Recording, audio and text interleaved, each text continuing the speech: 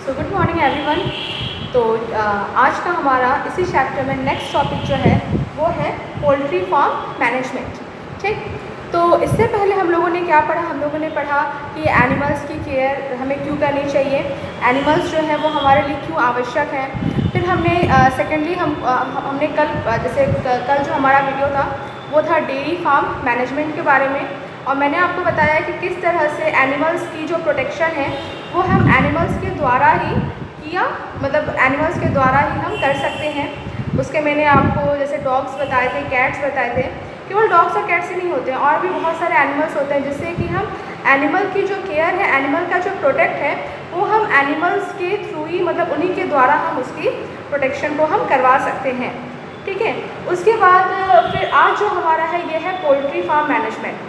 Poultry normally हो सकता है आप लोग के घर के आसपास भी मुर्गी पालन केंद्र होंगे, लेकिन जो पोल्ट्री जो शब्द होता है ना, इसको आप लोग बेसिकली समझ लेते हो मुर्गी पालन से, लेकिन एक्चुअल में ऐसा ये है नहीं।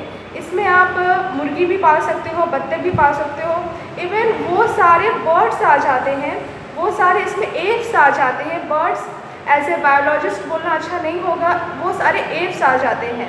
ठीक है, मतलब एवीज में ही तो रखा जाता है ना, मैमेलियन की जस्ट एबव जो है जो क्लास जो बनाया गया है, तो उसमें क्या आ जाता है, डिफरेंट टाइप के बर्ड्स को आप इसमें पोल्ट्री फॉर्म में आप उसको रख सकते हो, उससे आप अंडों की प्राप्ति कर सकते हो, और उससे जो भी मांस प्राप्त होता है उसका भी आप क्या कर सकते हो, मार्केट में उसको भी आप सेल कर सकते हो, और उसके द्वारा जो भी आपको प्रॉफिट मिलता है उस प्रॉफिट से आप अपनी ग्रोथ आप कर सकते हो।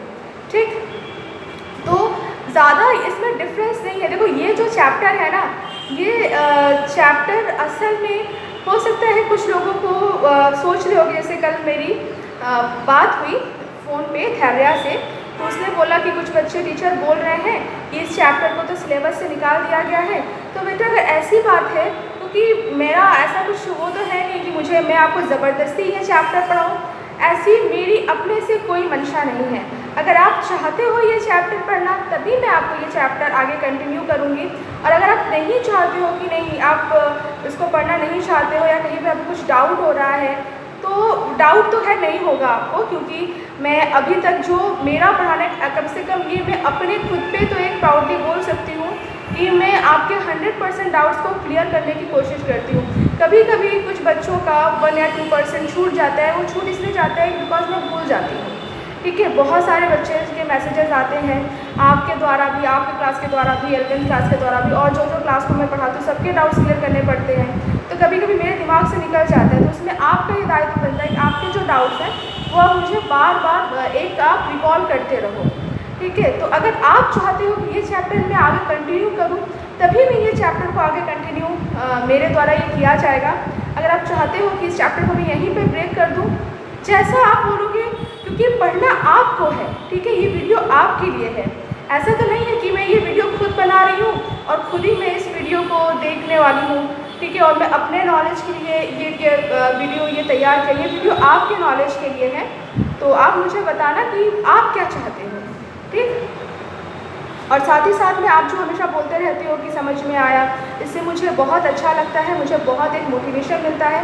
एक लगता है कि नहीं, मैं जो ये काम कर रही हूँ, जो वीडियोस बना रही हूँ, ये वीडियो हो सकता है 15 मिनट का हो, 20 मिनट का हो, कभी कभी 30-30 मिनट के भी वीडियो बन जाते हैं, लेकिन इस वीडियो को बनाने के लिए कभी आप खुद भी कभी इस तरह से यूट्यूब पे वीडियो बना के देखना, इस वीडियो को बनाने के लिए 1 से 1.5 घंटे का टाइम जाता है। ठीक है, बिकॉज पूरी तैयार करना पड़ता है, क्योंकि ये एक तो वर्चुअल क्लास है ना बेटा, ऐसे क्लास में आमने सामने बैठ के पढ़ाना वो एक अलग बात है, वो सिंपल है। ठीक है, आपके क्वेश्चंस आते हैं, मैं उसका आंसर देती हूँ, तो मुझे समझ में आता है कि हाँ मुझे किस तरह से पढ़ाना। इसमें तो मुझे पूरी स्ट्रैटेजी लेके चलनी पड़ रही है कि कौन से इम्पॉर्टेंट पॉइंट है वो मुझे बताने हैं, वो आपको लिखना भी चाहिए। तो आप जैसा बोलोगे वैसा फिर हम नेक्स्ट चैप्टर भी इसमें कंटिन्यू कर सकते हैं। जैसे कि अभी मैंने अनुमानचों की जेनेटिक्स को भी हटा दिया गया है, तो वो तो मोस्ट इम्पॉर्टेंट है, तो वो हटने का मतलब है कि फिर बायो में कि नहीं किया गया। ठीक है, मेरी तो मंशा ये थी कि जो जेनेटिक्स है, जो अनुवांशिकी है, उसको मैं जब स्कूल जब वो आमने सामने आप बैठ के पढ़ो, बिकॉज वो थोड़ा सा कॉम्प्लेक्स चैप्टर भी है, लेकिन जो बच्चे उसको कॉम्प्लेक्स समझेंगे, जो बच्चे उसको टफ समझेंगे, उनके लिए वो टफ है। लेकिन जो बच्चे उसको ये समझ के पढ़ेंगे कि ये बहुत इंटरेस्टिंग है, बिकॉज जेनेटिक्स मेरे लिए बहुत इंटरेस्टिंग है, मुझे बहुत अच्छा लगता है जेनेटिक्स के बारे में, बिकॉज उसमें कुछ भी रट्टा नहीं मारना है। सबसे जो बोरिंग सब्जेक्ट है, आप खुद इसको अपने में खुद आप इसको समझे होंगे कि फिजिक्स, केमिस्ट्री और बायो में सबसे जो बोरिंग है वो मुझे लगती है केमिस्ट्री। मतलब ऐसे सब्जेक्ट वैसे बोलना नहीं चाहिए, लेकिन केमिस्ट्री में बहुत कुछ रटना पड़ता है, ठीक है। उसमें समझने लायक भी बहुत कुछ चीज़ें हैं, लेकिन अगर आप देखोगे तो 30 to 40% चीज़ें उसमें क्या होती है, उसमें रटनी पड़ती हैं। और जब भी आप किसी चीज़ को रटते हो ना, तो हो सकता है कि आप उसको भूल जाओ। खैर बहुत हो गई आपको ज्ञान देने वाली बातें। अब कुछ मेन पॉइंट पे आ जाते हैं। पोल्ट्री फार्म, तो इसमें क्या करते हैं, ये बहुत ये सिमिलरिटी रखता है किससे, डेयरी फार्म मैनेजमेंट से। तो अगर आपने डेयरी फार्म मैनेजमेंट को अच्छे से पढ़ा है और अच्छे से उसको पढ़ के समझ लिया है ना, तो पोल्ट्री फार्म को आप इससे चुटकियों में आप उसको निकाल ले जाओगे, ठीक है। वही सारी चीज़ें हैं।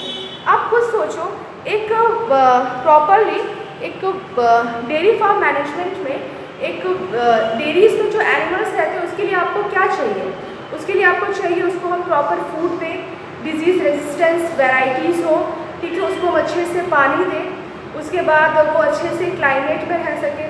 वही सारी चीज़ें इसमें भी है, अर्थात वही सारी चीज़ें पोल्ट्री फार्म मैनेजमेंट में भी हमको पढ़नी है। वो कैसे, सबसे पहले इसमें क्या है, सिलेक्शन ऑफ गुड ब्रीड्स। हमें अच्छी नस्ल वाले एव्स का सिलेक्शन हमको करना है, ठीक है। मतलब अच्छी नस्ल वाले, अगर हम मुर्गी का ही एग्जांपल लेके चलें तो अच्छी नस्ल की होनी चाहिए, जो कि अच्छी मात्रा में, जो कि गुड क्वालिटी, केवल क्वालिटी नहीं क्वांटिटी में भी काफ़ी अच्छी खासी वो जो भी प्रोडक्ट अपना दे रही है उस प्रोडक्ट को वो हमें प्रोवाइड करे दे, ठीक है। तो गुड ब्रीड मतलब क्या हुआ, अच्छी नस्ल का हमें सबसे पहले तो चयन करना चाहिए। अगर हम बिल्कुल मरी सी मुर्गी ले लेंगे जो कि हमेशा बीमार पड़ती रहती है, अंडे भी डेली नहीं देती है, तो हमें प्रॉफिट क्या होगा, हमारा तो ऑलरेडी लॉस होता चला जाएगा ना।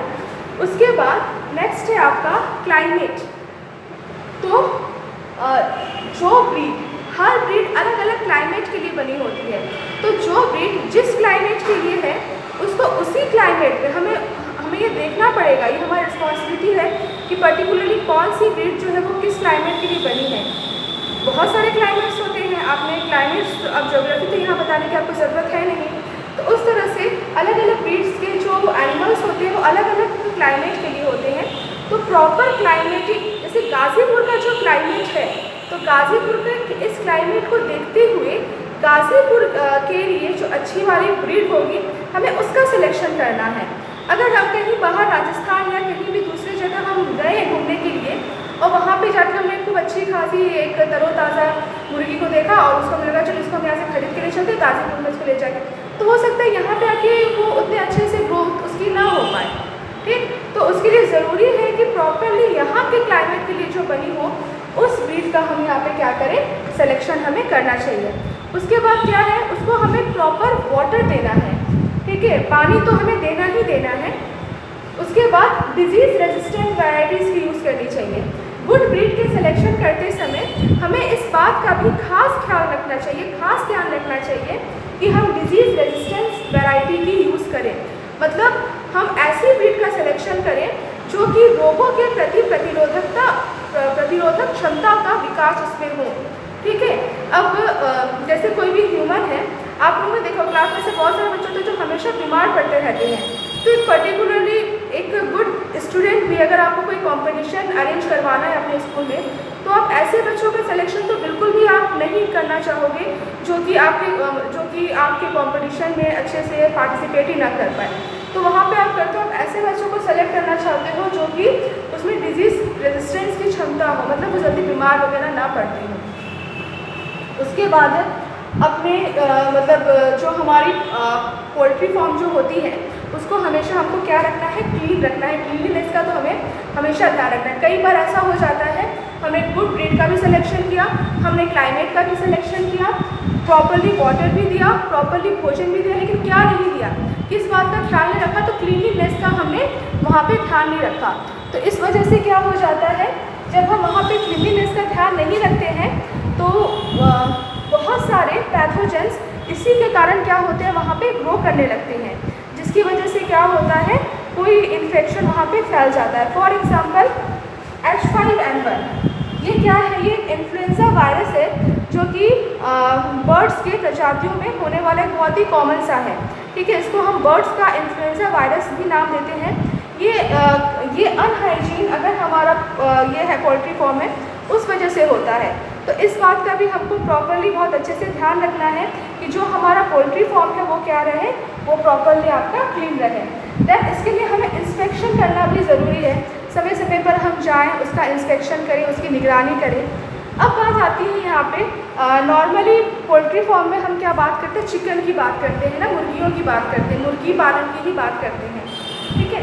तो उसमें हम क्या करते हैं, जो चिकन होता है उसको हम दो पर्पज़ की वजह से अपने यहाँ पे उसकी ग्रोथ हम करवाते हैं। फर्स्ट वजह क्या रहती है, उसका रहता है मतलब फर्स्ट प्रजाति जो होती है चिकन की, उसको हम बोलते हैं ब्रॉयलर, ठीक है। ब्रॉयलर मतलब ये होता है, इसका हम यूज़ करते हैं एज ए मीट के लिए।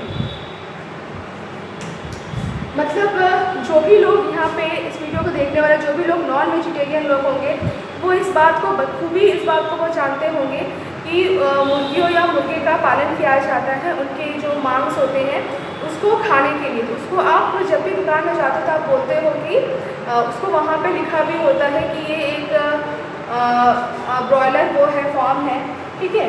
तो अब ये वाला जो होता है, ये वो जो मुर्गी की जो स्पीशीज़ होती है, वो कौन सी स्पीशीज़ होती है, वो होती है प्लेमाउथ रॉक स्पीशीज़, ठीक है। प्लेमाउथ रॉक स्पीशीज़ का यूज़ किया जाता है मुर्गियों को डेवलप करने के लिए, ताकि, और ये जो प्लेमाउथ रॉक स्पीशीज़ होती है ना, काफ़ी मोटी, अच्छी खासी ताज़ी होती है, ठीक है।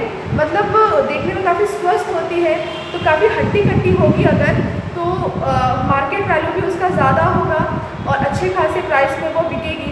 नॉर्मल है, आप अगर सब्ज़ी भी खरीदने जाते हो तो अगर आप लौकी खरीदते तो आप एक फ्रेश ताज़ी अच्छी खासी लौकी खरीदोगे कि मरियल से आप लौकी खरीद कर अपने घर लाओगे।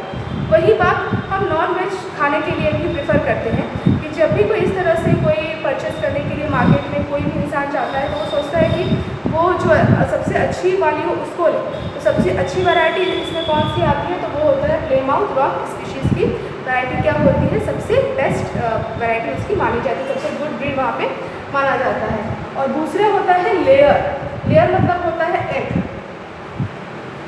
मुर्गियों को हम दो वजह से पालते हैं, एक तो फर्स्ट ऑफ ऑल उनके मीट के लिए, और दूसरा जो रीज़न होता है उनके डेवलप का, वो क्या होता है, वो होता है एग के लिए। मतलब उनसे हम क्या करते हैं, उनसे हम अंडों की प्राप्ति करते हैं।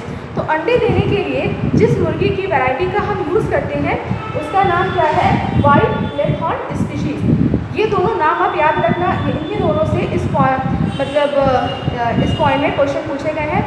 मैंने खुद देखा है बीएचयू के, अगर आप बीएससी के पेपर्स उठाओगे ना, बीएससी का जो एंट्रेंस एग्ज़ाम हुआ था उसमें ये क्वेश्चन पूछा गया है प्लेमाउथ रॉक स्पीशीज़ वाला, कि नॉर्मली चिकन के मतलब जो लोग चिकन खाने वाले जो लोग होते हैं, तो पोल्ट्री फार्म के जो मैनेजमेंट होते हैं वो किस तरह की मुर्गियों को वहाँ पे पालना वहाँ पे प्रिफ़र करते हैं। तो 4 अलग अलग स्पीशीज़ के नाम वहाँ पे लिख के दे दिया है, तो यहाँ पे आप ये याद रखना, प्लेमाउथ रॉक स्पीशीज़ का। तो बस आज का ये टॉपिक इतना ही छोटा सा क्यूट सा टॉपिक था।